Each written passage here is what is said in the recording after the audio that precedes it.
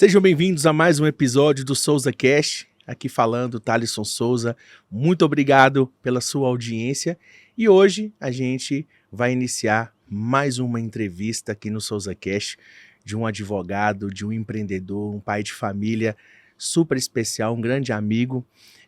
E hoje também eu conto com a ajuda aqui do meu lado, meu grande amigo André Marque Campos, que vai nos ajudar. Mas antes de iniciarmos oficialmente aqui o início dos trabalhos, eu queria fazer um convite a todos vocês para seguir o nosso canal no Instagram, SouzaCast Oficial. Me seguir também, sou o Thalisson Souza, lá no Instagram, @Thalisson Souza, e também do nosso escritório, Escritório Souza Advogados, tá? E também seguir aqui no YouTube, curtir, tocar o sininho, se inscrever no canal do YouTube. A gente está aqui trazendo para vocês entrevistas super especiais, impactantes, para impactar não só a vida dos nossos clientes, mas os clientes dos nossos convidados e todos os telespectadores que nos acompanham e vão nos acompanhar nessa jornada, né?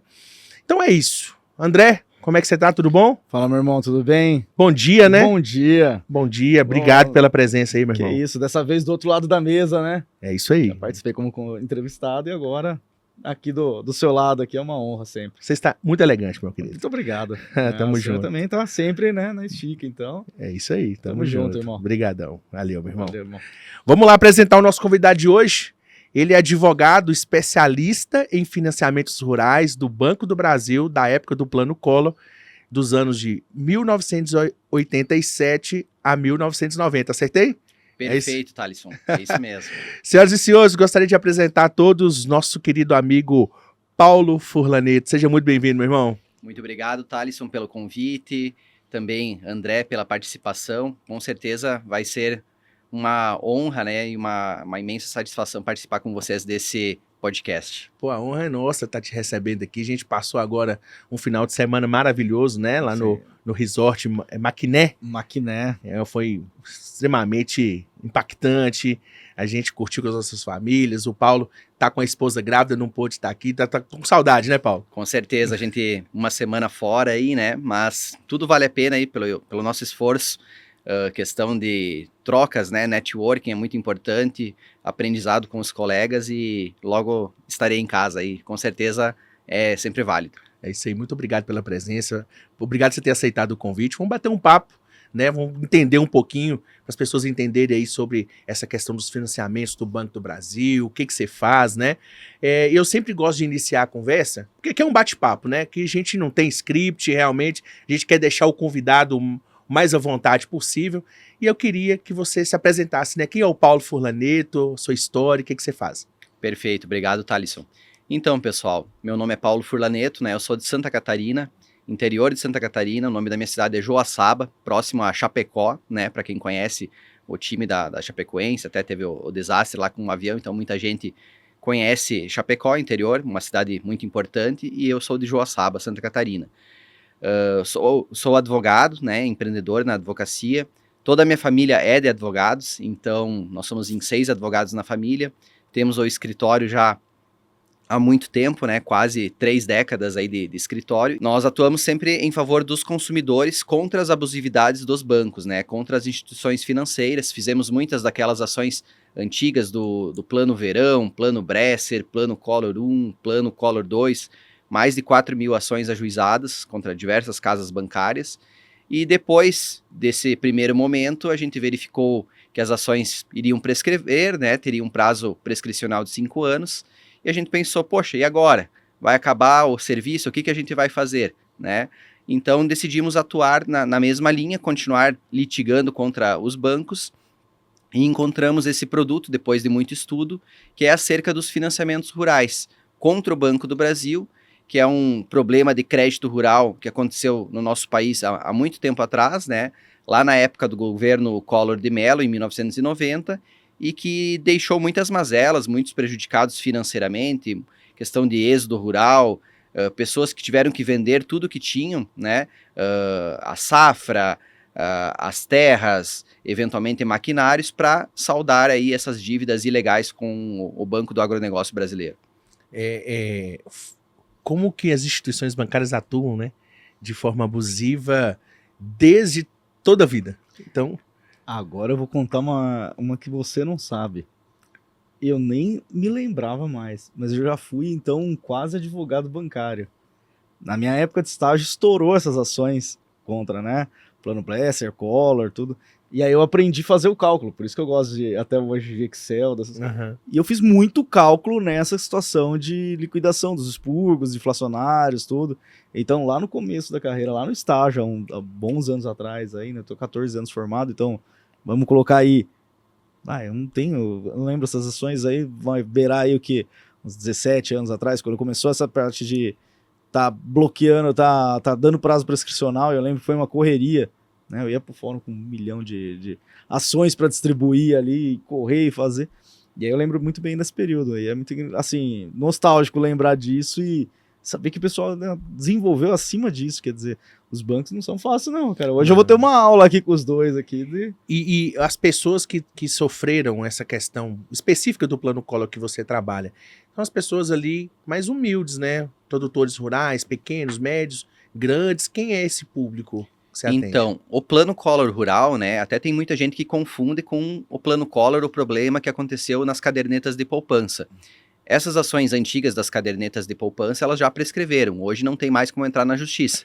Quem entrou já recebeu, ou quem entrou ainda está com o processo em trâmite e irá receber em breve, né, tomara que o quanto antes aí para saldar essa dívida aí de tanto tempo, né, o pessoal merece receber isso com juro e correção monetária conforme as determinações aí das ações civis públicas.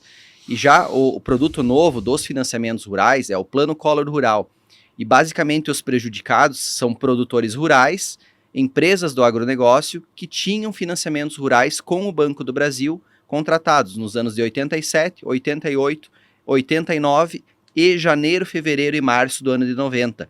Simplesmente naquela época, né, naquele período, 30 anos atrás, mais de 30 anos atrás, o Banco do Brasil sempre foi o banco do agronegócio, respondia por uma carteira agrícola aí de 85% dos contratos daquela época. Então, de cada 10 contratos, 8,5 a gente pode pontuar aí que eram contratos com o Banco do Brasil. E simplesmente, do dia para a noite, entrou o governo Collor de Mello, tinha a superministra, a Zélia Cardoso de Mello, né? Vocês devem lembrar que era ministra da Fazenda, e, enfim, depois teve outros ministérios que foram agregados a ela. Tinha superpoderes e em uma canetada da União, junto com o Bacen, o Banco do Brasil se obrigou a cobrar valores indevidos dos produtores rurais. Simplesmente foi descasado o indexador de correção monetária dos contratos, o que estava positivado na cláusula de reajuste monetário e juros no contrato, simplesmente eles colocaram um X naquilo e cobraram um indexador diferente. Isso gerou uma diferença aí ilegal, abusiva, cobrada a maior em plena época de hiperinflação de 43,04%. É a mesma situação de uma dívida atual, por exemplo, vamos supor que o Paulo Furlaneto tem uma dívida de R$1 milhão hoje, ele vai dormir, acorda amanhã na sexta-feira com uma dívida de R$1.430.000, 43%, em plena época de hiperinflação. Então isso foi muito abusivo, muito ilegal, né? Levou famílias aí a serem realmente devastadas, economicamente e também socialmente.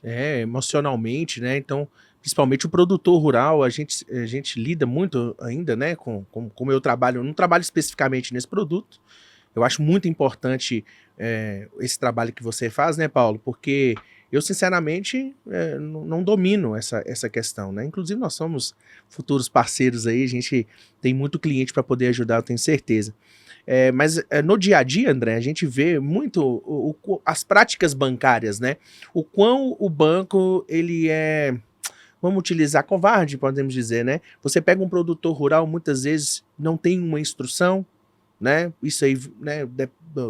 A criação dessas pessoas, muitas vezes, ela é indexada ali dentro do serviço braçal mesmo, daquela agricultura de subsistência, né, do pequeno e médio produtor, e utiliza dessa fragilidade desse consumidor para, nesse caso, né, aplicar uma abusividade, mas não foi só o banco, né, foi também, vamos dizer, o governo, né, foi aliado os dois, né. Exatamente, foi um comando da União, né, então do governo federal, junto com o Bacen, Banco Central do Brasil, que simplesmente em uma canetada passou isso para o banco e disse, olha, a partir de agora, né, em março de 90, vocês vão cobrar um indexador diferente daquele que está positivado no contrato de financiamento rural, das cédulas rurais, né? Sim. Então a gente tem que até diferenciar cédula rural de cédula industrial e cédula comercial.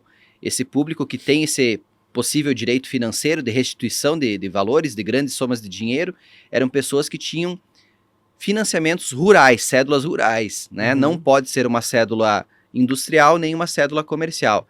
E realmente é um problema grave, né? O principal problema de crédito rural do país, que simplesmente muita gente teve que alongar essa dívida por 10, 20 anos para conseguir pagar, para continuar de repente trabalhando no campo, não ter aquele êxodo rural enorme.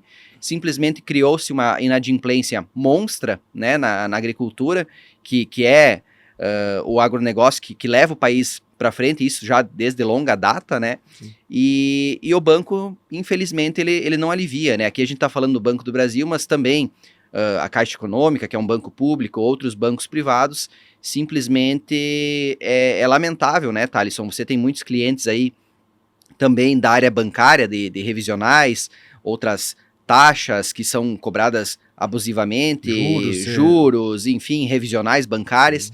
É lastimável, né? O produtor rural e também o consumidor normal, digamos assim, urbano, ele é muito lesado pelas práticas abusivas aí dos bancos, né? Claro. Infelizmente. E o cenário, ele é bem parecido, né, André? Sim, e quantos anos demorou para alguém enxergar isso, essa situação e fazer essa reparação histórica, porque realmente, quantas famílias foram devastadas por uma situação como essa, né? Então hoje as que conseguiram sobreviver a isso e conseguiram seguir com o seu negócio, maravilhoso, mas quantas pessoas que realmente tiveram praticamente sua vida devastada nesse ponto, em razão de uma dívida que é quase uma agiotagem, né, do dia para a noite, porque 49 é assustador.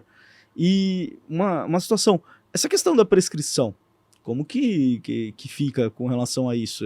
Hoje qual prazo que nós temos ainda? Qual prazo nós temos ainda para... Perfeito, pessoal. Então, para esclarecer, né, até depois, quem tiver interesse nesse assunto do Plano Collor Rural, a prescrição ela ainda não foi iniciada, porque a ação civil pública ela foi ajuizada em 1994, então 4 anos depois do problema que aconteceu em março de 90, pelo Ministério Público Federal, né, com uma abrangência territorial nacional, então produtores rurais de todo o país que foram lesados, empresários de todo o país que tinham empresas do agronegócio, usinas de cana-de-açúcar, cooperativas agroindustriais, para falar aqui algumas delas, né, empresas de frutas, enfim, porque o país é continental, né, o Brasil é continental. Então, esse pessoal ainda hoje pode entrar na justiça, porque a gente tem um acórdão do STJ que confirmou o direito desses produtores rurais, confirmou o direito pleiteado pelo Ministério Público Federal, mas ainda, infelizmente, pende um recurso extraordinário do Banco do Brasil, que está no STF. E até esse ano também teve uma decisão recente de março, mandando suspender essas ações, né? Uma repercussão geral, tema 1290, o ministro é o Alexandre de Moraes, mas que simplesmente o meu escritório, junto com outros escritórios que atuam nesse nicho específico, né, atuam em massa, em grande volume de prejudicados, representam diversos produtores rurais, empresas do agronegócio, cooperativas, usineiros, enfim, que têm grandes somas de dinheiro para receber. Nós contratamos bancas para atuarem nos tribunais superiores, né, tanto no STJ quanto agora atualmente no STF, e a gente acredita que depois de tanto tempo, né, uma ação civil pública que é de 94, ela irá definitivamente transitar em julgado esse ano ou talvez no máximo no ano que vem. Pelo lobby, né, pelo trâmite que a gente está tendo no STF, a gente está bem confiante neste produto, né, já recebemos muitas ações, então a prescrição ela ainda não iniciou. No momento que a ação civil pública for julgada em definitivo, né, a improcedência desse recurso extraordinário do Banco do Brasil, que é tão somente protelatório, daí sim vai abrir o prazo prescricional, que será de 5 anos. Então, os produtores rurais, empresários aí do agronegócio, ainda podem sim entrar na justiça contra o Banco do Brasil para receber esses valores, ou eventualmente aqueles que não podem ajuizar ações contra o Banco do Brasil, porque temem uma retaliação ou são extremamente conservadores, eles também podem ajuizar a ação contra a União Federal, contra o governo federal, na Justiça Federal, pois foi uma condenação na ação civil pública, uma condenação solidária do Banco do Brasil, do Banco Central do Brasil e da União Federal para a devolução desses valores. Nossa, e como que isso vai impactar positivamente a vida desses produtores? Porque, assim, apesar de pouca prática da questão rural em si, eu trabalho muito para empresa, indústria, né, setor de crédito, o modus operandi do banco, ele é bem parecido, né? O produtor rural muitas vezes coloca a safra como garantia, às vezes uma propriedade, né, o próprio gado, e a gente sabe das dificuldades que o produtor tem. Muitas vezes, por exemplo, nós tivemos uma tragédia no início do ano do Rio Grande do Sul. Você imagina quantos produtores rurais, diretamente ou indiretamente, foram prejudicados por isso? Isso acontece, né? Então, fala quebra de safra, né? Exatamente. Por exemplo. E aí você acaba adquirindo uma dívida X vezes maior daquilo que foi realmente pactuado, e nós temos muitos empresários aqui que nos acompanham, e existe uma previsibilidade de custos e despesas de qualquer empresa, pessoa que tem uma organização financeira. O produtor rural não é diferente, né, Paulo? Apesar de pouca instrução, ele tem ali a sua vida organizada dentro da medida, né, do limite ali dentro da realidade dele, e você trazer esse benefício, né, a gente fala muito aqui da advocacia de propósito, né, Paulo? E o propósito é esse, né? É de impactar positivamente a vida desses produtores que muitas vezes estão anos aí amargurando uma dificuldade que iniciou lá atrás e você mudar a realidade dessas pessoas, né?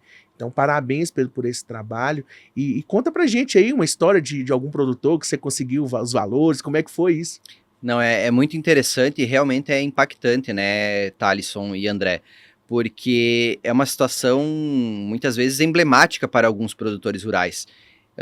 Eu tenho um caso de um cliente meu, até vou mandar um abraço para ele, seu Luiz Dallavec, lá de Santa Catarina, que ele e os familiares dele, né, eles eram os principais arrozeiros do estado. Tinham as maiores propriedades, as melhores safras, maior produtividade, eram pessoas muito bem vistas na sociedade, né? Pessoas realmente ricas naquela época dos anos 80, ali, início dos anos 90. E simplesmente do dia para a noite, com essa conduta lesiva do Banco do Brasil, né? Infelizmente, o lucro prospera muito nessa questão do direito bancário, né? As casas bancárias, as instituições financeiras não têm dó, né? Dos hipossuficientes, dos consumidores, dos produtores rurais. E simplesmente eles pegaram financiamentos rurais para custear a safra, para fazer investimentos, compra de tratores, colheitadeiras, armazenagem, silos, fizeram grandes operações na época e não conseguiram saldar suas dívidas, né? Teve até um desentendimento familiar entre alguns familiares que tinham avalistas cruzados, né? Então algumas operações eles conseguiram liquidar, outras não. Irmãos que não se falam até hoje, infelizmente. Naquela oportunidade também era o CPC de 73, tinha prisão por dívida. Muitos produtores rurais saíram do sul e foram pro Nordeste com um caminhãozinho Mercedinho ali para vender melancia, para não ser preso. Produtores rurais ali de soja, de milho, que tinham grandes propriedades e perderam tudo em favor dos bancos. E esse meu cliente, o seu Luiz Dallavec e a família dele, que eram grandes empresários rurais da época, né, do setor arrozeiro, eles perderam tudo. Eles perderam tudo, perderam a honra, perderam a dignidade perante o banco, ficaram com o nome sujo, ficaram devendo por longa data e depois de tanto tempo nós conseguimos, né, ingressar com ações e hoje eles têm excelentes valores para serem recebidos do banco, que nada mais é do que devolver aquela dignidade, devolver um senso de pertencimento, de justiça desses produtores rurais, de realmente fazer a justiça. Não é só devolver o dinheiro, né? Porque aquela situação que ele tinha lá atrás, há mais de 30 anos, não vai voltar, né? Ele conseguiu algumas terras, outras eles tiveram que entregar para o banco, sofreram execuções na via judicial, mas como tem um valor alto a ser recebido, né, pelo menos vai trazer um mínimo de dignidade no final da vida desses clientes. Então, realmente, não é só sobre dinheiro, né, Thalisson? É sobre o propósito que a gente tenta trazer esse mínimo de conforto para os produtores rurais e também empresas que quebraram naquela época por uma conduta aí ilegal da União, do Bacen e do Banco do Brasil, infelizmente. Não, perfeito. E como o seu trabalho ficou na história dessa família, né? Exatamente. Como que impactou positivamente, não é isso, André? Sim. E uma situação, eu lembro que se eu estiver enganado, pelo amor de Deus, me corrija, mas eu lembro de ter lido alguma situação de um lobby dos bancos para fazer um acordo naqueles casos do plano Blesser, Collor... Isso, enfim, das cadernetas de poupança. Isso, e o banco até lá ganhou, né? No sentido de que quem aceitou o acordo, eu lembro que deu uma redução significativa do valor que tinha a receber, né? Sim, é sempre o banco, né? A Febraban, né? A Federação dos Bancos, eles têm um lobby muito grande, né? Como é o caso também de seguradoras, empresas de consórcio, essas grandes empresas, esses grandes segmentos que atuam aí no país e têm lucros trilionários, né? Bilionários a cada trimestre. E, enfim... a situação da poupança foi um problema muito grave, né? Muitas ações a gente conseguiu receber para os clientes o valor integral, mas realmente depois daquele acordo que foi feito junto com o STF, Ministério Público, amarraram, né? Eles amarraram ali e fizeram um acordo do jeito que eles queriam, né? O cliente, aquela pessoa que tinha valores para receber, ou os advogados, bancas menores aí espalhados por todo o país que tinham ações também em massa, em grande volume, em escala, eles não tiveram voz. Né? Então foi algo embrulhado ali, olha, o acordo agora é esse, vai mudar aqui o critério de cálculo, critério de correção monetária, fator de atualização, e se tu quer o acordo, tu recebe, senão tu não recebe nada. Né? Então foi um prejuízo muito grande para esses... Mas acho que nesse caso eles tiveram a opção de não aceitar o acordo, mas fica travada a ação, não é Exatamente, daí a ação fica suspensa e tu não recebe. Criou um ecossistema ali para forçar o cara a aceitar o porque acordo. Eu vou ficar com uma ação... Né? E assim, quem tinha poupança lá atrás, vamos falar 30 anos atrás, ficou amarrado nessa situação de ter que aceitar o acordo, porque, vamos lá, 30, se eu tivesse 30, tá com 60 anos a pessoa, ela vai falar, vou esperar mais quanto? Mais 30 para receber? Vou nada, daqui o dinheiro, né? O pessoal acabou que se obrigou a aceitar o recebimento dos valores para não ver o processo suspenso e aguardar de perder também o dinheiro, né? Exato, aguardar por muito tempo, muita gente que acabou falecendo também, né, devido à idade avançada. Sim. Daí pensa, tem que habilitar os herdeiros, ir atrás do inventariante, muita gente que não tem interesse, tem que verificar qual é o valor que a pessoa tem para receber. Esse valor para mim eu acho que é pequeno, não vale mais a pena e tal. Daí a ação vira em nada. Então, o direito da pessoa simplesmente foi passado para trás, né? Foi lesado. Sim, não, e é engraçado que travaram tudo, fizeram tudo, né? Com a justificativa de que os bancos iriam quebrar. Cara, é uma coisa assim que você olha e fala, não é possível. Aí chega no final do ano, tá todo mundo lá no Jornal Nacional, aí o William Bonner. Banco do Brasil bate recorde de lucro. Não é nem faturamento, não, de lucro, né? E a gente aí com o coitadinho lá que tinha, coitadinho né? do banco, né? Exatamente. A gente vê a cada trimestre, né, os balanços aí das instituições financeiras, não só do Banco do Brasil, mas são lucros aí na casa de bilhões, né? Bilhões. E que nesses últimos governos tem aumentado consideravelmente, exatamente, essa é a palavra correta.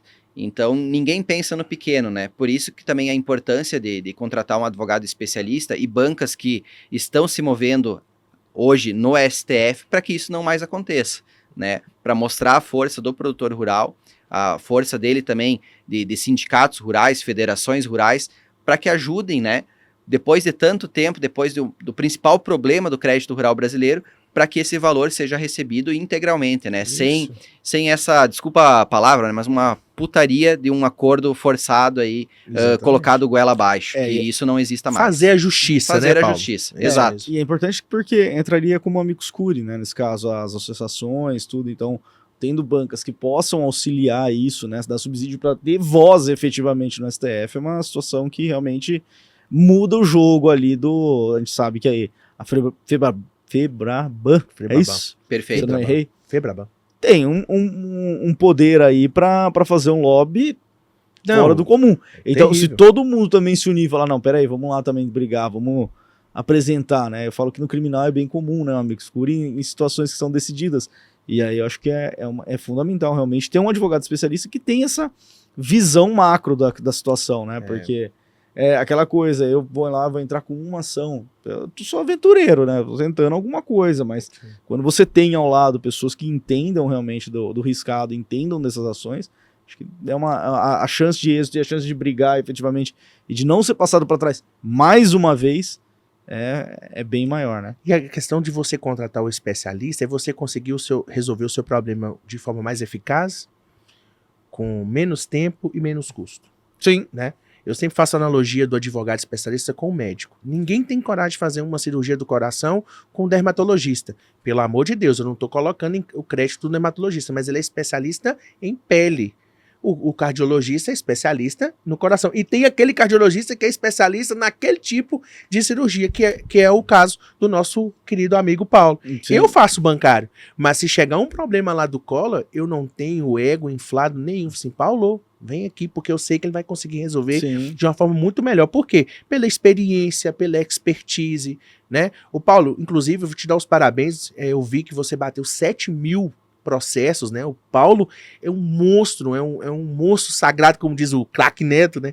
Um monstro sagrado da advocacia, um cara extremamente competente no que faz, inteligentíssimo, né? Comprometido, principalmente com essas causas dos produtores rurais, né, Paulo? Então, parabéns, cara, por essa trajetória, parabéns por você estar impactando a vida dessas pessoas, trazendo ali a justiça, que ali é o compromisso do advogado, né? Quer fazer a justiça para o mais necessitado, porque o banco, ele é um gigante.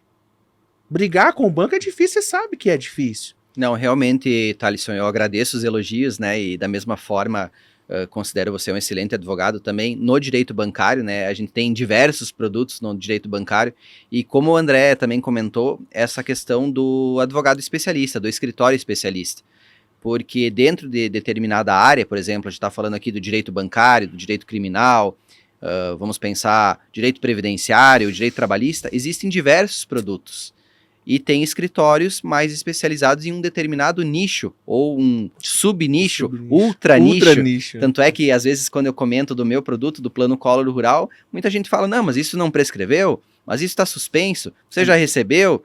Olha, gente, eu não vivo de luz aqui, né? Então, realmente, a gente tem muitos clientes aí, graças a Deus, é fruto do nosso trabalho, e a gente advoga já há 13 anos, minha mãe tem quase 30 anos de advocacia, até um beijo aí pra mãe, aí um abraço, Magali Bissani. Como é que é o nome? Magali Bissani, de Santa Catarina. Doutora minha mãe, Magali, um abraço. Ela que me ensinou tudo, né, trabalhei muito tempo no escritório dela, e depois ela quis que eu montasse o meu, junto com a minha esposa, enfim, também um beijo pra ela, Fabiane, e minha esposa. E é isso, o cliente, ele tem que ter esse mínimo de consciência que para ele ganhar uma batalha contra os bancos, né, contra o Banco do Brasil, é uma luta Davi contra Golias. Então, ele tem que contratar o melhor, né? É a mesma situação que tu colocastes aí do direito médico, você tem um familiar, um ente querido ali que está passando por um problema médico, seja um câncer, um problema cardíaco, enfim, a pessoa teve um problema de um acidente de trânsito, precisa de um medicamento ou também de um médico especialista, você tem que ir no melhor. Se você tem condição, vá sempre no melhor, né? Claro que além do meu escritório, existem outros profissionais que podem atender bem esses produtores rurais, mas também no caso dos colegas, né? Por exemplo, a gente teve uma palestra lá no resort do André sobre o Tribunal do Júri, né? Poxa, eu pretendo não precisar contratar os serviços do André, né? Mas se precisar... Mas Deus o livre, se precisar, a gente sabe e tem com quem contar. Então, eu acho que é isso que a pessoa tem que pensar, né? Não fazer aquela economia porca. Porque às vezes você vai contratar um escritório que não entende, você pode receber menos do que você tem direito, teu processo pode demorar mais, pode dar um excesso de execução, uma sucumbência, né? E realmente é uma situação que não é só Ctrl-C, Ctrl-V, não é porque é uma matéria de massa, de volume, de escala, que é um processo simples, que é um processo fácil. Verdade. Cada caso é, de certo modo, artesanal, porque os financiamentos rurais eram diferentes naquela época. Cada produtor rural tomou uma operação diferente, que tem que ser objeto de análise. Eu faço uma analogia sempre, né, a questão de como se você fosse para a guerra, né, contratar um advogado especialista é escolher qual escudo você está indo para aquela guerra. Então, assim, tem o escudo de bambu, se você quiser, custa X. Tem o escudo lá do metal mais precioso, custa Y. Escolha você. Você pode ir para a guerra e sair ileso, sem escudo até? Pode, mas o risco é gigantesco de você não sair ileso e de você sair ferido daquela batalha. Então, se eu tenho condições de ir com o melhor escudo para a guerra, por que eu vou escolher o escudo de bambu? Então, o advogado especialista é justamente isso. É ter uma pessoa ali do lado que vai efetivamente te defender. E não, né, simplesmente estar ali por estar. Exatamente, André. Até estava comentando contigo, né, anteriormente, antes da gente iniciar a gravação aqui do podcast, do SouzaCast, que as principais questões que a gente pode verificar hoje na vida humana, né, seria o quê? A vida, a saúde, a liberdade, né, e também as questões financeiras, as questões patrimoniais. Então, realmente, quem tem algum tipo de prejuízo, seja contra banco, seja contra consórcios, seguradoras, tem que exercer seu direito e contratar profissionais aí especializados e que vão resolver o problema no menor tempo possível, até porque o advogado, o escritório, é o maior interessado junto contigo em receber esses valores o quanto antes. Sim. Com certeza. A figura, assim, existiram renegociações abusivas, essas dívidas elas multiplicaram de forma, né, ilegal, né? Porque a gente vê muito isso no dia a dia do empresário. Estou fazendo um bate-bola aqui sobre as duas áreas, né?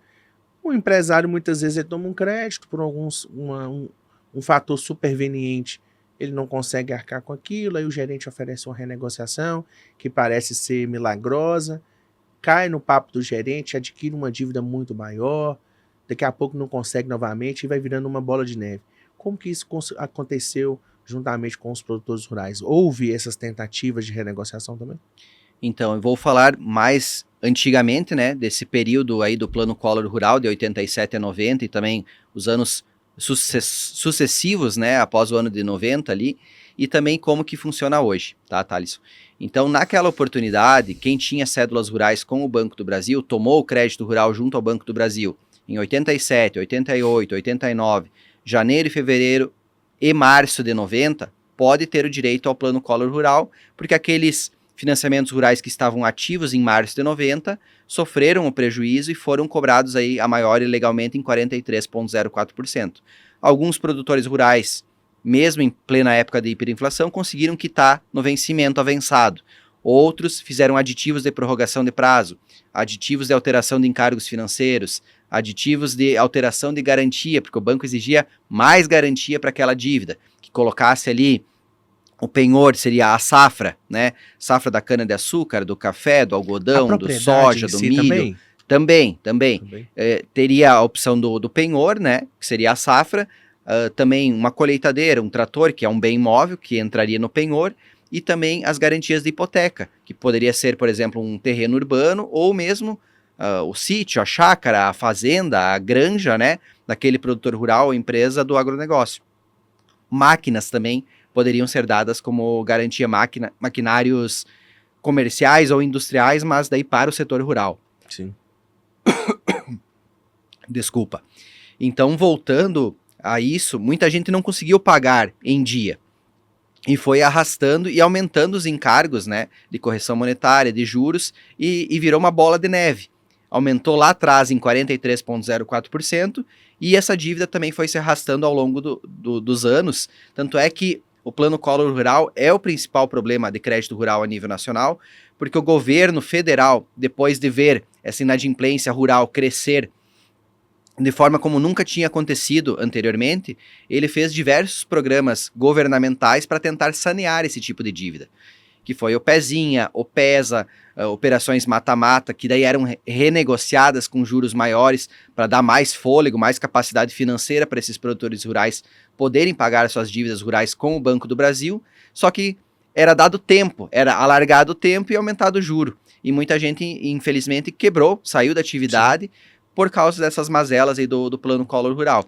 E hoje, simplesmente o que acontece? Aquele produtor rural, pessoa física ou mesmo uma pessoa jurídica do agronegócio que vai tomar o crédito rural no Banco do Brasil, ele tem duas opções, né, para pagamento dessas operações, desses custeios rurais, seja custeio para safra ou um financiamento rural de investimento, de compra de maquinários, por exemplo. Ele pode pagar em dia, se ele tem condições, ou ele pode arrastar aquela dívida e jogar para frente. O que os gerentes das casas bancárias muitas vezes fazem? Isso não só o Banco do Brasil, né? Tem outros bancos aí do agronegócio, tem a Caixa Econômica que está operando o agronegócio hoje, o cooperativas de crédito, Sicobi, Sicredi, Cressol, operações aí bancárias voltadas para o agronegócio, porque viram que é um mercado muito grande, né? Sim. O agronegócio é o que leva o país à frente aí, o superávit, o nosso PIB hoje é graças ao agronegócio. Então, muitos gerentes, eles tentam renegociar essa dívida. Uma operação mata-mata. Olha, o Thalisson tinha uma dívida ali de 1 milhão, não conseguiu pagar, ele precisa de mais tempo. Não, vem aqui, Thalisson, você é meu amigo, vou te oferecer aqui uma balinha, aqui um chapéu do Banco do Brasil, um cafezinho, tapinha nas costas. Vamos liquidar essa fatura aqui, vamos cancelar aqui essa operação. Vou te dar uma nova operação que tu vai achar que vai te salvar, que vai te ajudar, que o gerente vai ser teu amigo, mas infelizmente não. Tu vai ganhar um pouco de tempo, mas o juro, a correção monetária, a forma de pagamento daquilo vai ser algo sofrível para ti e para tua família. E vai aumentar o Vai saldo. aumentar o saldo devedor, devedor, vai aumentar o débito e vai ficar impagável. E ainda vai pedir o quê? Avalista, garantia de penhor, garantia de hipoteca, porque o banco ele não perde, Não, né? Ele entra sempre para ganhar. Então, se você não pagar, ele vai pegar tua terra, vai pegar teu maquinário, vai pegar teu gado, ele vai dar um jeito de levar aquilo para leilão e ele não perde, ele vai transformar aquilo em dinheiro. E uma outra possibilidade, que essa sim é boa, né, é a aplicação do manual de crédito rural nos financiamentos rurais. Então a gente tem uma limitação de juros que podem ser cobrados ao ano, no máximo 12% de juro ao ano, 1% ao mês, né, que o crédito rural ele é subsidiado, ele tem amparo na Constituição Federal, né, para questões alimentares, é diferente do crédito comercial e do crédito industrial, que tem taxas maiores, e existe a possibilidade de fazer uma prorrogação dessa operação originária. Então, poxa, o Thalisson tem uma operação de R$1 milhão, que ele pegou para custeio da lavoura de café dele lá de Minas Gerais, né? E simplesmente ele viu ali que teve algum problema climático, alguma frustração de safra, de repente granizo, chuva em excesso, uma seca muito grande na região dele, e com base em laudo de safra de um engenheiro agrônomo e confirmando também com notícias que aquela região, aquela cidade teve um decreto de emergência, ele consegue prorrogar a sua operação com a manutenção originária das cláusulas de juro, de correção monetária. Então o banco ele é obrigado a prorrogar, né, em certos casos, ele vai te dar mais tempo para pagar essa dívida rural, essa dívida agrícola, mas com os critérios originários, então não vai aumentar o teu débito, né? Tu vai só ganhar mais prazo para conseguir saldar a sua dívida. Essas renegociações que os bancos fazem, na verdade, você adquire um novo contrato. Esse novo contrato, ele quita o antigo com todos os juros, todas as cláusulas, e tudo aquilo que você pagou, você perde. Isso não é diferente também com os tradicionais. Eu acredito, Paulo, que é aí que o banco lucra, né?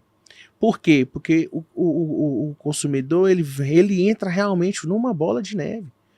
É uma bola de neve, não para. Ele já ganhou no primeiro produto e ganha na renegociação. Isso, pensa aqui comigo, você é um empresário, você tem produtor rural, nós estamos falando de produtor rural. A parcela é R$6 mil. Ele não está aguentando pagar. Só que o gerente vai lá, oferece uma renegociação para ele pagar 4 e dá uns 3 meses de carência para ele começar a pagar. Só que na cabeça do consumidor, talvez os gatilhos ali de negociação de venda do gerente, né? Porque eles são muito treinados para isso, né? Eles são vendedores, na verdade. Eles têm que bater meta, eles né, têm que Thalisson? bater meta. Inclusive, tem até um episódio... Eles não estão ajudando o produtor rural. Não. Quem paga o salário deles é o banco. banco. O banco. Inclusive, tem um episódio com o Vitor Moura, que é um advogado trabalhista especializado em trabalhista bancário, onde a gente faz esse comparativo. O gerente do banco, ele é uma vítima do banco ou é um cúmplice? Porque a gente sabe que ele também tem que bater as metas dele, senão ele vai ser mandado embora. Inclusive, agora o Bradesco está mudando totalmente internamente seu modelo de negócio, que ele está tirando aposentados, pensionistas, e está focando simplesmente em empresários e rural, porque sabe que dá mais dinheiro. E aí esse cara acha que fez um bom negócio, pagando, vou ter uma economia de 2 mil, mas a dívida dele era 200, virou 400. Exatamente. Aí daqui a pouco aqueles 4 mil não tá dando. Por quê? Porque o empresário, o produtor rural, muitas vezes, nesse caso pela abusividade, mas ele não está conseguindo pagar aqueles 6 mil, por quê? Porque houve uma situação superveniente que ele teve uma redução do faturamento, ou ele teve uma quebra de safra, ou as coisas não saíram da forma que deveriam. E aqueles 4 mil já não dão certo. Aí ele vai precisar, aí vai vir uma bola de neve. Toda Você hora. precisa de mais alguma coisa. E eu vou te falar, eles estudam bastante, eles já entendem o momento do cara. Eles vão sugando. Chega um momento que ele não oferece mais, porque chegou no limite do cliente. Eles conseguem perceber isso, porque é recorrente, acaba que é recorrente, né? E aí o banco usa de má fé, né, Paulo? A gente pode dizer assim, para poder subtrair o máximo, sugar o máximo, como você disse no início, né? O banco é extremamente capitalista. Exatamente. E até tem questões também que acontecem muito, que é desvincular o produtor rural do crédito rural, do manual do crédito rural, e transformar essas operações de crédito rural em operações simplesmente consumeristas, comerciais, que seria um crédito comercial, um crédito industrial, em que o banco pode colocar mais juros, mais taxas, vender produtos com venda casada, né? Então, olha, agora para tu acessar aqui o financiamento rural, tu vai ter que contratar aqui um seguro rural, um título de capitalização, né? Um seguro do carro, um seguro da casa, e vendem tudo isso embutido. Muitas vezes, não, eu vou aumentar aqui o teu cheque especial, vou aumentar o limite do seu cartão de crédito. Eu vi que o senhor está meio mal aqui nas finanças, né? O gerente do banco, ele chega no banco, ele já sabe exatamente como que está a saúde financeira dos seus clientes. E ele vê até onde é o limite que ele pode ofertar de crédito. Depois que ele vê que aquele cliente não serve mais, ele tira o tapete vermelho daquele cliente e ele tenta mirar em outro, porque ele tem meta para bater e sabe que aquele cliente vai se lascar, vai perder propriedade, vai perder maquinário, vai perder o gado, a safra para o banco, e é alguém que o banco já sugou tudo que tinha, né? Durante vários anos, esse pessoal aí, os produtores rurais, muitas vezes eles se orgulham, olha só, meu cheque ouro aqui é de 1970, tem um relacionamento com a casa bancária de 64 anos. Mas, gente, isso não vale de nada. Pro banco, você é um número. Você é um número. No dia que ficar inadimplente, o gerente não vai lá tomar cafezinho lá com você, não. Ele vai... Talvez há 30, 40 anos atrás, você ter esse relacionamento de longa data significava alguma coisa, porque você passava cheque, aí tinha aquela questão do vir no cheque cliente desde tanto. André, ser gerente no Banco do Brasil lá atrás era como se fosse o prefeito da cidade. Sim, exatamente. Então, era o cara. Era o prefeito, o delegado e o padre e o gerente do Banco do Brasil, cara. Era um negócio. Mandava e desmandava ali na questão do crédito. Aí você pega esses produtores rurais que são cheios de princípios e valores, né? São extremamente corretos, né, Paulo? Exatamente. O patriarca. Imagina a relação que esse cara não tinha de gratidão com esse gerente e não tem a informação que nós temos hoje. Hoje nós estamos aqui batendo um papo no podcast, mostrando para os nossos clientes como que funciona. E naquela época? Quem que tinha naquela época? Não tinha a mínima instrução, né, Thalisson? O consumidor ele era feito de gato-sapato. Não tinha internet, não tinha podcast, não tinha WhatsApp. Tu tinha que muitas vezes contratar um advogado da própria cidade ou próximo ali, que não tinha expertise, que não tinha especialidade, né? E infelizmente o banco sempre levou na mão grande, porque também tinha o poder econômico e também o conhecimento técnico. Conhecimento técnico, exatamente. Sem dúvida. Essa questão ainda do CPC ajudar, né? Porque ainda tinha o depositário infiel que efetivamente prendia, quer dizer, é a utilização do direito penal, né? De uma forma de pressionar a pessoa a pagar. E aí é aquela coisa. Não, cara, eu já tive clientes no escritório, a gente sabe como que funciona. Por exemplo, o patriarca, ele é um cara que ele tem ali dentro dele valores e ele não quer ficar devendo ninguém. Então, muitas vezes, ele se auto-prejudica porque entra naquela conversa, talvez por falta de conhecimento também, mas ele tem aquele compromisso, né, de honra. Exatamente, até tem produtores rurais mais antigos, né, que a gente atende esse público que tinha financiamentos rurais lá na época, então, de 1990, do governo Collor de Mello, que são pessoas mais antigas, né? Pessoas mais velhas. E o pessoal comenta, Deus o livre, eu nunca pisei numa delegacia, Deus o livre, meu nome no fórum, eu nunca pisei num fórum, né? E muitas vezes, hoje a gente está com a justiça toda online, né? No país inteiro, a gente consegue ajuizar uma ação de Santa Catarina em Manaus, no Amazonas, né? A gente até tem clientes no Amazonas. Lá em Itambacuri. Itambacuri também, Minas Gerais, logo vamos colocar clientes lá. E tem essa necessidade de ter uma publicidade dos processos em que o cliente ele pode acompanhar tudo online, sem audiência, sem nenhum tipo de incômodo, e ele tem que sim buscar o seu direito. Claro. Né? Seja em questões aí de financiamentos rurais, questões também de financiamentos bancários mais voltados ao consumidor urbano, empresários também, né, Thales? São questões comerciais, questões industriais, muitas vezes entrar com uma revisional porque o banco, ele não vai ajudar. O banco, ele suga a alma do cliente, tudo que ele pode, o cliente é um número, e depois ele vai buscar outros números para continuar aplicando essas ilegalidades, essas abusividades. Até tem uma brincadeira que eu vi essa semana, até postei no meu Instagram particular, que é aquela propaganda antiga do Banco Itaú, que o cliente ele é sugado o ano inteiro pelo banco, né? No final do ano, a gente até tá bem próximo aí ao Natal, às festas de final de ano. No final do ano aparece aquela menininha bonita, coisa mais linda, lá vestida de laranja, respeito. Respeito, O banco não tem respeito a vida inteira e daí no final do ano ele vem com essa propaganda bonita, querendo trazer mais pro lado emocional, lado emotivo. Não é assim que funciona. Só né?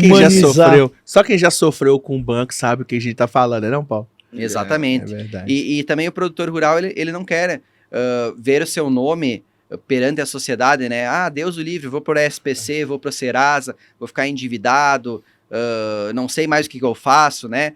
O produtor rural, ele é uma pessoa que só sabe trabalhar, é uma pessoa que ela é muito sozinho, né? Ele confia ali, às vezes tem um advogado de confiança, tem um contador de confiança, um engenheiro agrônomo de confiança, mas o círculo social dele é muito restrito, é muito limitado, ele leva os problemas dele para casa e ele não comenta com a esposa, ele não comenta com o filho mais velho ali que ajuda na atividade, ele guarda tudo para si. Até tem um estudo que o produtor rural no Brasil tem grande parte deles que estão depressivos, né, que deveriam ter um tratamento médico, talvez uma psicóloga, um psiquiatra, tomar uma medicação ali para ajudar no humor, né, porque muitas vezes acontecem até fatalidades, né, que é normal do produtor, às vezes Deus o livre, né? Mas acontece em casos de suicídio porque ele não aguenta mais. A pressão, né? Não aguenta a pressão. Ele achava que poderia contar com o gerente do banco, que o gerente do banco foi amigo por muito tempo, mas chega uma situação financeira que às vezes ele acha que não tem mais volta, que não tem mais solução. Mas, em certos casos, tem solução sim, e por isso a importância, né, a necessidade extrema de buscar uma ajuda especializada. Isso, e o Paulo é a prova disso por ser um advogado de sucesso, um advogado que realmente já ajudou e vem ajudando, né, Paulo, diversos produtores rurais. Não é isso, André? Eu acho que é importante contar com esse auxílio, porque realmente, sem a informação, o desespero toma, né, a situação é assim. Eu, por exemplo, já tive situações de ligar pro meu amigo Thales e falar assim, ó, tô pra fechar aqui um contrato bancário, tá aqui, ó, dá uma olhadinha aí.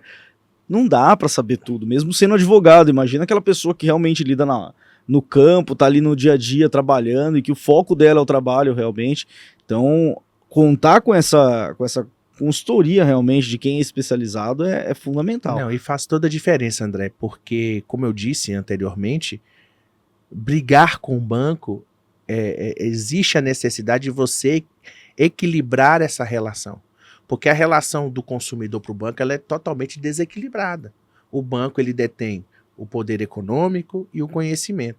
Então, quando você traz o Dr. Paulo aqui para brigar pelo produtor rural por uma ilegalidade que aconteceu anos atrás, você equilibra essa relação e aí sim, esse produtor, né, Paulo, ele tem a chance de reaver, de ser feita a justiça, de reaver um dinheiro, valores que são dele. E tem uma coisa, né, diferente de outras realidades empresárias, né? O produtor rural, às vezes, a safra dele, aquela é o capital de giro dele ali, na verdade, né? É o que vai salvar ele. Ele vende hoje para gerar futuros negócios. Então, quer dizer, se tiver qualquer questão envolvendo essa reparação lá de trás, imagina quantos anos, quantas safras, quantas situações. É uma reparação histórica, quantas realmente. Quantas famílias destruídas.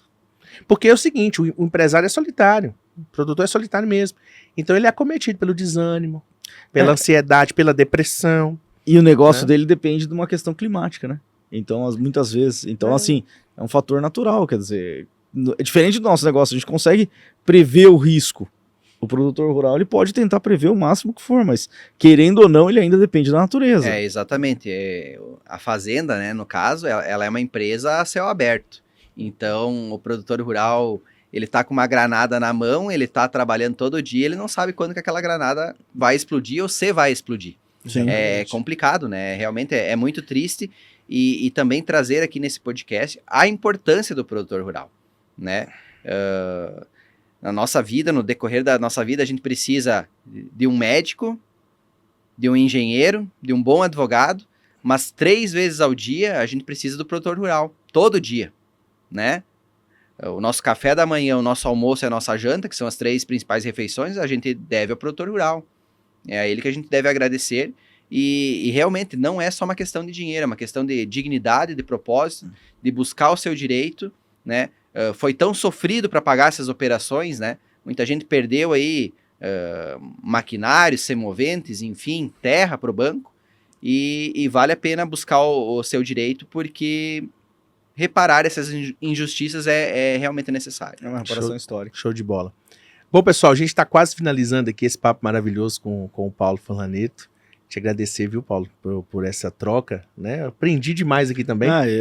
Eu então aqui tô tô aprendendo bancário aqui né? Sim, É verdade. uma honra realmente estar com esses dois que são monstros aí da área. Não, o Paulo no rural aqui é incomparável. Sim, Eu sim. sou aprendiz aqui. É. Olha, com a internet fica muito mais fácil você entrar em contato com esse advogado que é especializado. E o Paulo não é diferente, né? Eu queria deixar aqui o Instagram do Paulo na tela, por favor. E eu queria, Paulo, também que você... Tem muitos advogados que nos assistem, né? E também nós temos muitos clientes que nos acompanham. A gente impulsiona, né, esses episódios na internet, então acaba chegando para várias pessoas. Como entrar em contato com o Paulo? Eu sei que você faz muitas parcerias, você é meu parceiro nessas Sim. questões também. E também para o produtor, para poder te encontrar, te seguir.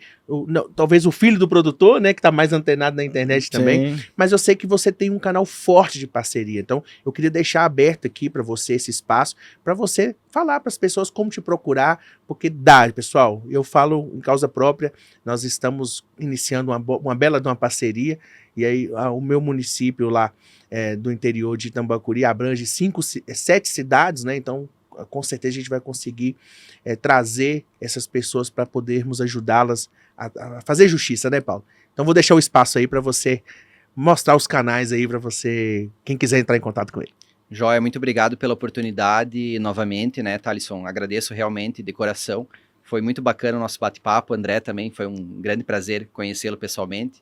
E para quem tenha interesse, né, seja um advogado, seja algum escritório que tenha algum tipo de parceria para ser firmada conosco, nós atuamos em todo o país aí desde longa data, né?